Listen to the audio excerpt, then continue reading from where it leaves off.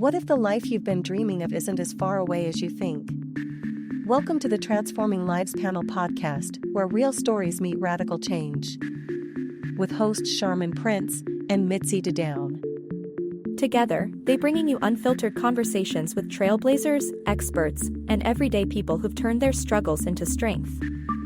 No fluff, just the tools and mindset shifts you need to rewrite your story. Whether you're stuck in your career, relationships, or personal growth, consider this your wake-up call. Press play on transformation. Come on, dive in. Welcome to the Transforming Lives Panel podcast. I'm one of your hosts, Sharmin. And I'm your other host, Mitzi Dadoun. Today, before we continue, just join us in a brief grounding exercise by taking a deep inhale through your nose and out through your mouth. Again, take another deep inhale and exhale. In and out. In and let go of everything that didn't serve you today on the exhale. Take another deep inhale so that you could be grounded and centered with us and let go of everything that did not serve you, all the plans that you have for the rest of the evening. Just let it go for the next 30 to 45 minutes. Another deep inhale. And let it go. And now join us back. Thank you for joining us for that brief breathing exercise. Today we have a guest, G. George Graham, who is a multi-faceted coach and author of 28 books, and he is based in Boston. He's dedicated to helping others discover and follow their true azimuth. And it's a unique direction that brings purpose and fulfillment to life. As a career, business, and psychedelic support coach, Scott guides clients to align their lives with their deepest values and aspirations. Outside of coaching, Scott manages a nonprofit farm animal rescue. He participates in Tough Mothers. He teaches Sun 7-3, Tai Chi, paddle boards with his dogs, and explore New England's state parks. His daily life is deeply grounded in spiritual meditation practices, and he's committed to his community. Scott, welcome to the Transforming Lives Panel podcast. Really nice. It's so nice. I didn't do this with a therapist. After I told you all that, but this is why. So this is what happened with me. As part of my life with Brian, we built 2 time capsules. And like everything I guess I've done in my life, right? I don't write 1 book, I write 28. I'm shooting for 100. Crazy. So it wasn't like this small little time capsule. We filled up an entire Home Depot bucket with stuff from 1998. It was our 10-year anniversary together. And then we did it again in 2013. It was our 25th anniversary. So I have these huge 5-gallon buckets filled with stuff. Old memories, old receipts, all the stuff you would think, pictures. Because who knew when we didn't have digital stuff in 1998.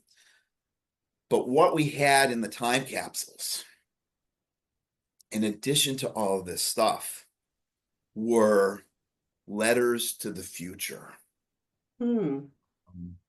And so we anticipated opening these up at our 50th anniversary. And so 10 years in, we wrote a letter figuring it's not going to be open 40 years from now. 25 years in, we wrote another letter. It's not going to be opened up 25 years from now. Other people wrote letters. My parents wrote letters. Half the people that wrote the letters are all dead. It was like, it's like a ticking time bomb. I couldn't even think about it. I couldn't even talk about it without crying. On top of that piece, for every single time capsule, I wrote Brian a letter. He wrote me a letter. He wrote a letter to his future self. I wrote a letter to my future self. And so that was 8 letters in those 2 time capsules. His was not fluffy, but I was not expecting the stuff that I wrote in my letters. And I was expecting to have a difficult time with his letters, right? Because it wasn't, I'm a coach, right? So I'm coaching people to not write fluffy stuff. How you doing? How are things? What's going on? Are we still watching things on video cassette tapes, right? Now, there were a number of letters like that, but our letters were more, hey, how are we doing? Are you still being so rigid about this in our relationship? I hope you got over it. Are you being giving? Are you following through with your meditation practice? I know that's a piece you struggled with. I wrote that to myself because I did struggle with those. I mean, we know what we struggle with, right? If we're honest, we know what that is, right? Everybody knows what that is. We just don't talk about it. But suddenly when you're writing and you're thinking, I'm not going to see this letter for 25 years, you just let that all hang out. And it was so what I did is I got a buddy that was going to trip sit me. I took the MDMA. He hung out with me for the 4 hours while this was going on. And I opened the capsules, told him what was in the capsules. He asked questions. He looked at pictures. And then I read all the letters out loud. So I didn't skim the letters. I read all the letters out loud, including the ones that I wrote to me and I wrote to Brian. And it blew me. I'm so grateful that we didn't take this lightly in 2013 and 1998. I mean,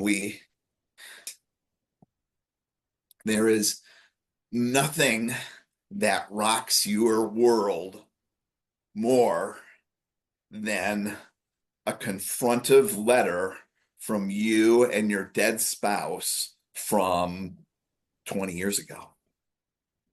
That even, the piece was Brian smoked cigarettes. And so when I wrote the letter in 2013, and I'm thinking 25 years from now, I was like, he's probably not going to be around. So my letter that I wrote to me started off with, hey, how you doing? Are you alone? Did Brian die? That was the letter that I wrote in 2013 to me, because I figured by the time we hit 50, the likelihood of him having lung cancer and dying, he smoked a pack and a half a day for 40 years. It's like, that's a likelihood. I didn't anticipate that I'd be reading it, 10 years after I wrote the letter, because he died in an automobile accident and burned alive. But that wisdom was still there. I wouldn't have done it if it wasn't for the courage that we had at those points in our life and the opportunity to bubble wrap. You can hear as I'm talking about it now. Just imagine when I was opening it up raw and fresh and seeing what 2013 Scott said to 2024 Scott. Before we continue, I'm sorry for your loss, and I can feel that you're still grieving. And of course, we all know grieving is a process. And I think Mitzi alluded to it earlier that it's clear your connection with Brian. And I just want to say thank you for being so vulnerable with us. You're welcome. Thank you. And you know what the better thing to say? See, I say this, I'm going to put this out for all of your listeners. The next time you see somebody who's really choked up by this, don't say, I'm sorry for your loss. Turn to that person and say, congratulations. Because the depth of our loss is directly related to the depth of our love. They're totally related to each other. Think about all the people who died today and you don't give two shits about them. We have a relationship with a son, a daughter, a parent, and the depth of that relationship is directly related to the depth of your grieving. And so I celebrate the fact that I feel this way because it's a direct reflection of the life that we built together and the love that we had. It's a direct reflection of that. When we don't love as deeply, when we're not as vulnerable, when we're not as honest, when we're not as exposed, we don't get any pain. We have none. And so, we live in this world that says that type of pain is bad. Get over it, push it through it, get through it, go through it. And this pain's going to be with me forever because I planted this pain with seeds of love and not happenstance. And so this is actually a piece to be celebrated. And grief is not a problem to get over. It is not something to be fixed. Certainly if somebody's fueling something, we fuel lots of things, right? Somebody cuts us off while we're driving. They cut us off once. 6 days later, we're like, that person, how they driving down the road. How dare they do that? I mean, we can fuel that for years, right? Somebody says something to us and we say, I'm never going to forgive that person. We fuel that hate, that hardness for years with our mind. And so I'm not talking about the fueling piece, but the raw thing that you're seeing now, that's to be celebrated because it's part of who we are. I would like you to repeat what we should say because saying I'm sorry for your loss, it's common and it's comforting. But for someone who is still in that moment of grief, I love that you are redirecting and reframing how we support someone in grief. So I would like you to repeat that and phrase. somebody who's grieving is going to hear that. I mean, you come up to them and say congratulations. So you can come up to someone and say, I know this is hard, but I have to tell you, I'm really impressed that you lived your life in such a way with such courage that you're feeling this pain now. Don't think this is not a problem that you're feeling this way. This means that you lived your life fully and and exposed yourself. Wow. Yeah. The other piece that you can say, I wrote about this in my second book. I've written 4 books on grief and loss. And in I was a therapist. I can't believe this. I'm going to confess this to you because I feel so bad about this. For so many years, I was like, this is what Elizabeth Kubler-Ross says. Let's go through grief and dying and blah, blah, blah, blah, blah, and go through the, the bargaining stage, the anger stage, blah, blah, blah, blah, blah, blah. When she wrote that book, she wasn't writing about grief and loss. And she actually said she was writing about people who were struggling with terminal illness. Yeah. And she said after that she was so upset that this has got her model, her 5-stage model has been hijacked for grief, for people going into alcoholism recovery. Oh, I have to go through the stages of grief to deal with my addiction. And I pushed people to that, like there was something wrong with them. And if you're grieving, there's nothing wrong with you. And you know this if you're grieving. And the people that say, I'm sorry, or give you platitudes, and it's so empty. After Brian died, I called some financial whatever it was. I cannot even remember what it was. I'm going to swear, so block your ears out if you want to. I called and they connected me to a computer, and it was like, this piece of like, enter your account information, enter in this. The fucking computer said, "I'm so sorry for your loss." That's how hallmarky it's become. The computer. Sorry for your loss. Computer doesn't even know me. Can't even hear it. It just hears me typing in my code, my account number, so they can do this. If you have someone who's grieving, here's the best thing you can do for them. 5 months after they've lost whomever, 6 months, a year, 3 years, whatever. Someone asked me this today. I could answer this question. And the best question you can say to them is, how's your grief? People don't say that because they're afraid that this person's going to like vomit their sadness all over them. They won't. I guarantee they will not. What you're inviting them to do is to kind of talk about their grief from a higher level, from a bird's eye view.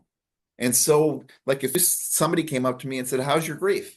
I'd say, "It was pretty good." It really came rolling back when I was doing this podcast interview. But now it's hardly here because I'm planting flowers. That's the type of response you're going to get. That's really helpful for the people who are grieving. The same thing's helpful for someone who's struggling with depression or anxiety, because they tend to see things like black, right? You go up to a person and say, how's your depression? Oh, I'm depressed. Or, what's going on? I've been depressed for years. But if you say, how's your grief on Monday, or how's your depression on Monday, they'll be like, not so bad. How is it on Tuesday? Oh, it's worse. Wednesday, better. Thursday, that's how life is, right? It's really helpful for a person to hear that. And I came upon this, in the second book that I wrote on grief. After Brian died, I wrote a book, and then I ended up with 2 knee replacements. Total knee, metal bionic knees now. I'd be going on hikes and talking to folks. Do you know, everybody asked about my damn knees? How's your knees? They'd see me go, ugh, and they'd say, how's your knees? No one ever asked about my grief. Ever. Asked about my knees all the time. I mean, my knees are a big part of my life, but Brian was a huge part of my life, probably bigger than my knees. And how's your knees?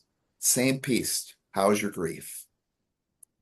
Very powerful thing to ask.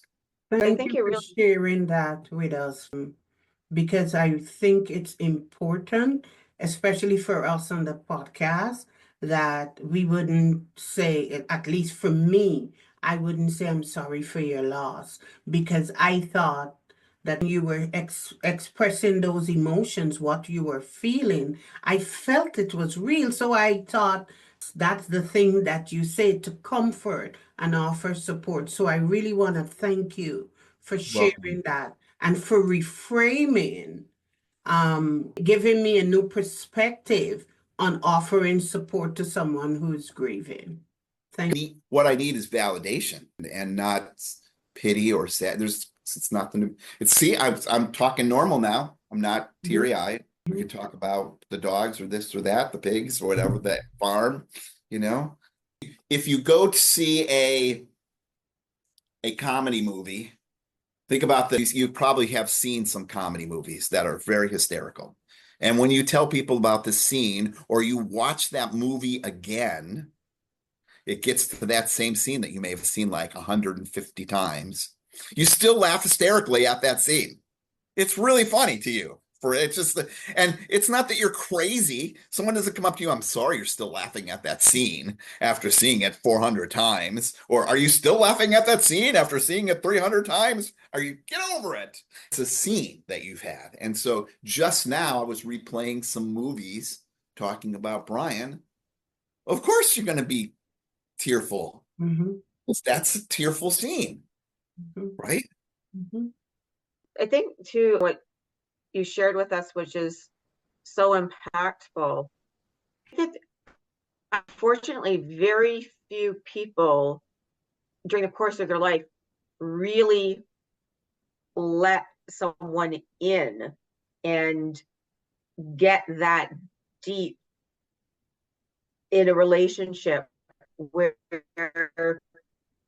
they let themselves be that vulnerable and connected to and part of another person's life. I think that so much, and I think it's gotten worse in the era that we're in currently, where things are surface and they don't go to that deepness. And so, as you say, that deep connection with someone is what gives you that deep joy and that deep loss. And I think that part of that sort of, I'm sorry for your losses, because I don't think a lot of people have given themselves in the same way.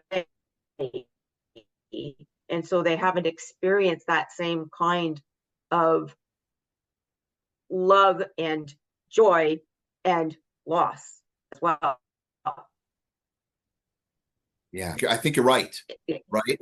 If you want to really taste an apple, you need to get an apple in the fall and you need to hold it up to your mouth and you need to take a big bite out of it. If you just take an apple and you lick the outside, you're not going to get anything. Kind of gross, actually. It's like plastic. That's kind of where we're at. You're right. Yes, indeed. Apple lickers. Great analogy. Scott, I would love for you to share a little of what your daily meditation looks like. So now my daily meditation really is back. This is what I wrote my third book. This is actually the best book I've ever written. This is my third book. The first book was Come As You Are, Meditation in Grief. And the second book that I wrote 3 years later is called Come As You Are 3 years later. And this book, which is written 5 years later, is called Come As You Are 5 years later. And when I started getting into the paddleboarding with the dogs and writing the paddleboarding books and doing this stuff and going camping and doing this stuff, I really slacked off on my meditation practice. I write about this in this book. And what happened, and I didn't realize this, was that one of the benefits of a meditation practice is a life of equanimity, which is kind of meeting the vicissitudes of life with balance and the good things of life with balance. It's balanced. The equanimity is very similar to indifference. They're almost the same. They're almost on the surface. But in the deep part, you're setting yourself up for big problems. And so I set myself up for big problems by not meditating as much, thinking I had it together. And I had cultivated indifference instead of equanimity. And so to give you an idea of what the difference is, if it's raining outside and you go stand out in the rain, have no equanimity, no balance, no whatever. You're in the rain and you're like, I'm cold, I'm wet, this sucks. It's been raining every day since Thursday. God, what's going to happen to the plants that I planted? Rain, it's horrible. And go on and on and on and on and on and on and on. When you have equanimity, you go outside and you're like, it's raining. That's equanimity. Indifference is you're outside and you are, I don't give a shit that I'm wet. It's raining, but I don't give a shit that I'm wet. Who cares? Very similar. And so I cultivated this kind of indifference and not equanimity. And then last year, at the end of August, I met somebody and fell in love. And then everything went off the deep end because I had no equanimity. I had indifference and I thought I had my shit together and I didn't. And there's a piece that happens after you have, I imagine, I'm not a parent, but I imagine that these parents of kids that, have been shot, they're in schools, like they're like projecting out all the time now of like, what's going to happen to my next kid when they're in school. Right? It's like a woman has a baby and then gets pregnant again and has lost their first child in the pregnancy and then they're off the deep end. And so this type of anticipatory grief totally blew me out of the water. And I was like a maniac. And so what I had to do was come back to my once I realized that, I'm like, oh, I know what to do. I need to come back to my meditation. I've been on many 10-day retreats. So I took all my 10-day retreats that I've been on and stitched them all together. And I'd almost have a year of silent meditation under my belt over my lifetime. And so now as I do that, I'm just kind of maintaining the practice. I do Vipassana once a day. There's a place where I can call in and do group sits with Vipassana students around the country. And there's group sit at 7 a.m., 8 a.m., 9 a.m., 10 a.m. There's one at night from 7 p.m., 8 p.m., 9 p.m., 10 p.m. And so you can call in on any of those. I try to do every week, there's a half day of Vipassana program of like 3 hours. Once a month, you can go online now with Zoom and do a 1 day of Vipassana. And so those are the pieces that have helped me kind of get my act back together. And especially Vipassana, which I talk about in all those grief books, has been a big, important piece. Thank you for sharing that. I also noticed that you have silent retreats that you offer. Am I correct?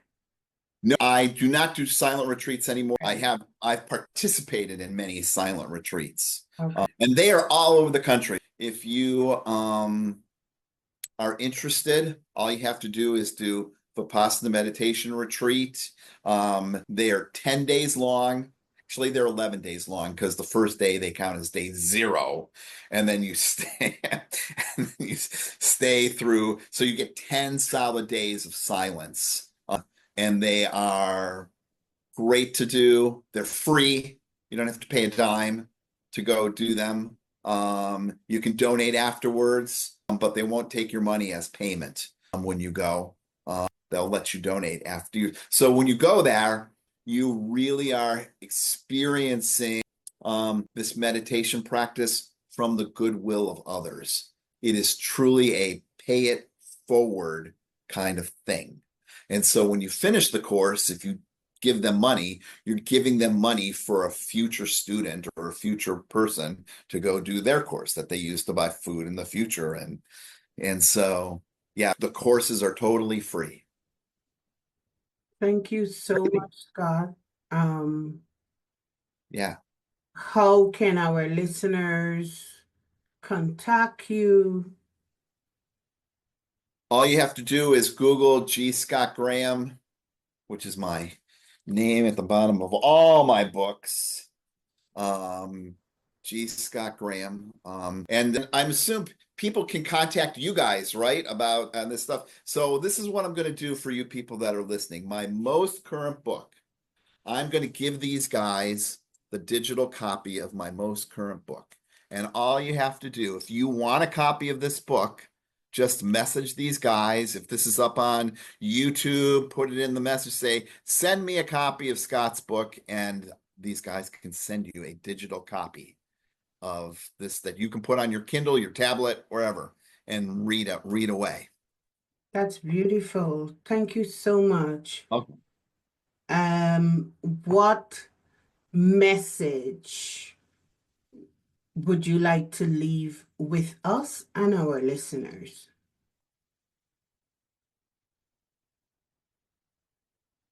I think the core if I were to give one message, I would say that the most important thing to know is that life is not about being happy.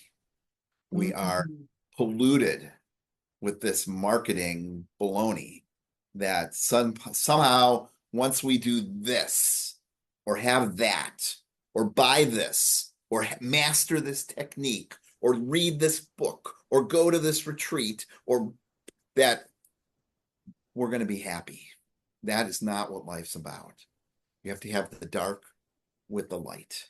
That's just what we've got seasons. That's not what life's about. Life's not about farting rainbows. And there are people out there that are trying to sell us this myth that something, if we do this, will be farting rainbows and all our problems. If acquiring things would make us happy, then rich people would never kill themselves. And there was just people that have success would not kill themselves. It's the real truth of life is having a sense of balance, of equanimity, so that when the true parts of life happen, the good stuff, the bad stuff, we're not rocked by it.